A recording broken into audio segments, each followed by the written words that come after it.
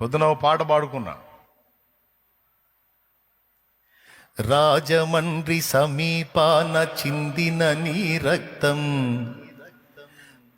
రక్కసి మూకల మార్పుకు మొరపెట్టును నిత్యం. చంపగలుగు వాడెవ్వడు నిజముగా నిన్ను, చంపగలుగు వాడెవ్వడు నిజముగా నిన్ను. చావును గెలిచిన యేసే లేపుతాడు నిన్ను. ఏమండి, పొద్దున్న ఏదో నా ఆనందం కోసం నేను పాడుకున్నా. ధన్యుడవో అన్న పగడాల ప్రవీణన్నా, ధన్యుడవో అన్న పగడాల ప్రవీణన్న, దయామయుని హత సాక్షిగా ఒరిగినావన్న. ధన్యుడవో అన్న పగడాల ప్రవీణన్న, దయామయుని హత సాక్షిగా ఒరిగినావన్న. ఏమండి, గొప్ప గొప్ప సేవకులకు దక్కే ఈ భాగ్యం, హత సాక్షుల కవిలెలోన దక్కే నీకు స్థానం. పేతురన్న పౌలన్న నిలిచే ఆ వరుసలో, నీవు కూడా నిలిచేవు అన్నా ఇది సత్యం. నీవు కూడా నిలిచేవు అన్నా ఇది సత్యం. ధన్యుడవో అన్న పగడాల ప్రవీణన్న, దయామయుని హత సాక్షిగా ఒరిగినావన్న. ధన్యుడవో అన్న. దేవునికి స్తోత్రం. యేసుని వార్తను చాటగా పయనము చేస్తూ, యేసుని వార్తను చాటగా పయనము చేస్తూ, ఉన్మాదుల చేతులలో బలి అయిపోయావు. మత ఉన్మాదుల చేతులలో బలి అయిపోయావు. కొంతమంది అంటున్నారు, అన్నది కన్ఫామ్ కాకుండా ఎలా చెప్తావు శాలేమన్నా అంటున్నా. కన్ఫామ్ కాకుండా చెప్పేది నిద్రమోహం. నీ కళ్ళు ఇంకా కనపడట్లేదా? గుండెల మీద బూట్ కాల్తో తన్నిన గుర్తుందిరా. 100 ఆధారాలు ఎందుకురా నీకు? నా సహోదరుణ్ణి, నా సహదాసుణ్ణి, నా తోడి సైనికుణ్ణి రక్తంతో తడిసినటువంటి బూట్ కాలది, రక్తంతో తడిసింది అది. దాంతో కొట్టారు. ఆ కాలు ఇక్కడ దన్నారు. ఆ గుర్తు అట్లనే ఉంది.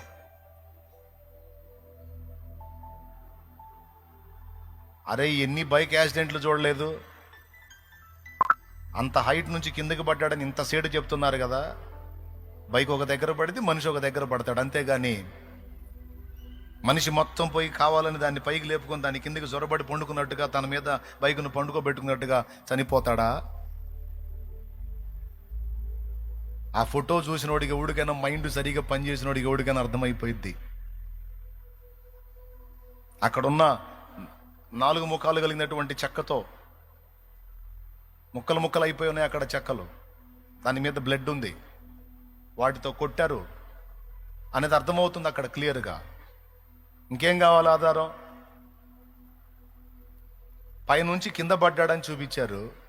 పడ్డప్పుడు దాని కిందకి ఎలా మనిషి పూర్తిగా ప్యాక్ అవుతాడు? బైక్ కింద సైలెన్సర్ గాలి లోపల వాతబడింది అన్నారు. మరి పైన ఫ్యాంట్ కాలకుండా లోపల వాత ఎట్లా? రాడ్తో కొట్టింది అది. రాడ్తోనో కట్టెతోనో కొట్టారు, బలమైన దెబ్బ తొడ మీద.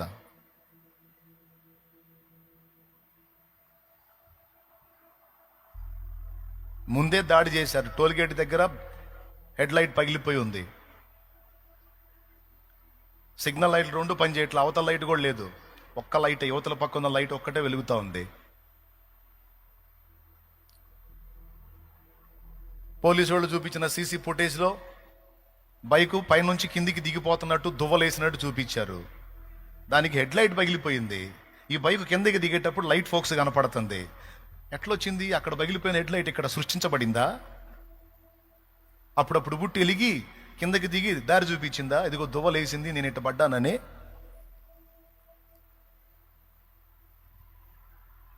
అర్థం కావట్లేదా క్లియర్గా?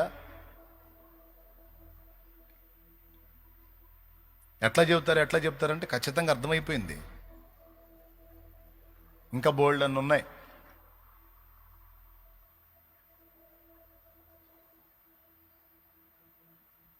వార్నింగ్ ఇచ్చిన వాళ్ళు ఏమని వార్నింగ్ ఇచ్చారు? నీ పెదాలను చీలుస్తావు, నీ నాలుగు కోసం అట్లా చేస్తావు, ఇట్లా చేస్తాను వార్నింగ్లు ఇచ్చారు.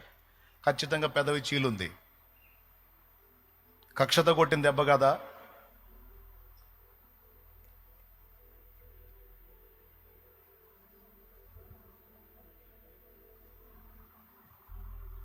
బైక్ నిండా రక్తం చిందుంది.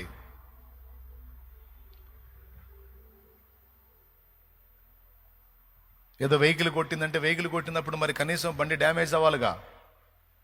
బండి నీట్గా తెచ్చి ఆడబెట్టినట్టుంది. ఇంత దెబ్బ లేదు దానికి. తల తీసుకెళ్ళి దానికి పటా పొడిసినట్టు అర్థమవుతుంది అక్కడ.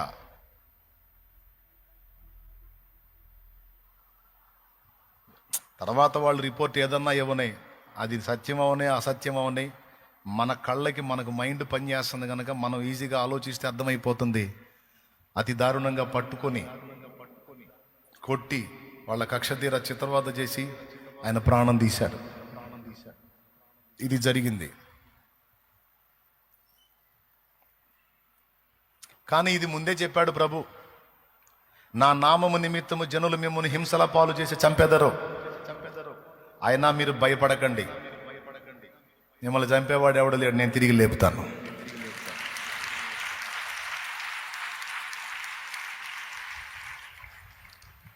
కొద్ది కాలం ఆనందపడతారు చంపామని, కొద్ది కాలం సంబరపడతారు, పండగ చేసుకుంటారు. ఇంకా అన్నిటి అంతా సమీపించిందిగా, రాకడ దగ్గరికి వస్తుందిగా.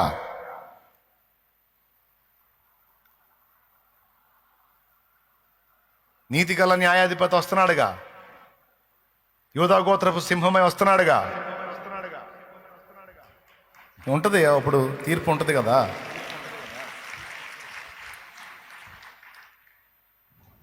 గ్రాహం స్టెయిన్స్ గారిని చంపారు.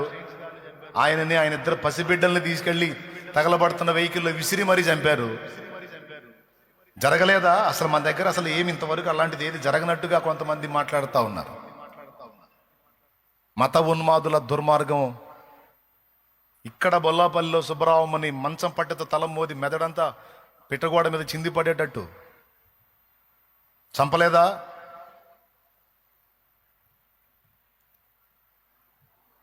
గొడ్డళ్ళు తీసుకొని కోటిరెడ్డి దైవజనుణ్ణి రెంట చింతలో నరకలేదా? సిఎస్పురంలో, దర్శి సమీపం సిఎస్పురంలో దైవజనుణ్ణి రాళ్లతో మోది చంపలేదా? దైవజనుణ్ణి.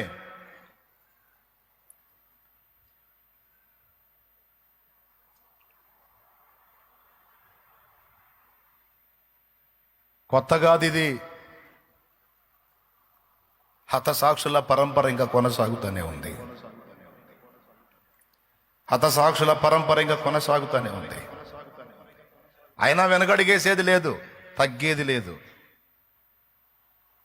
ఇంకా అంతకంతకు సువార్త జ్వాలా సమన్వితమై ప్రజ్వరిల్లుతానే ఉంటుంది తప్ప అది ఆగదు. దాన్ని ఆపటం ఎవడి వల్ల కాదు.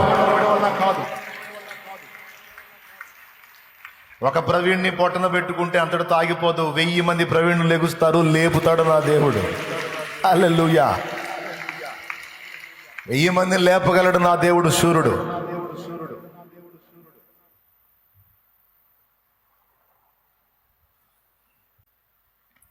మూర్ఖులకు తెలియదు క్రైస్తవ్యం పుట్టుక, క్రీస్తు శిలువ శ్రమలలోనే పుట్టే సంఘ కన్యక. ఘోరమైన శ్రమలైన మాకు కొత్త కాదురా, ఘోరమైన శ్రమలైన మాకు కొత్త కాదురా. ఒక మనిషిని చంపితే 1000 మంది లేచురా, ఒక జ్యోతిని ఆర్పితే 1000 జ్యోతులు వెలుగురా.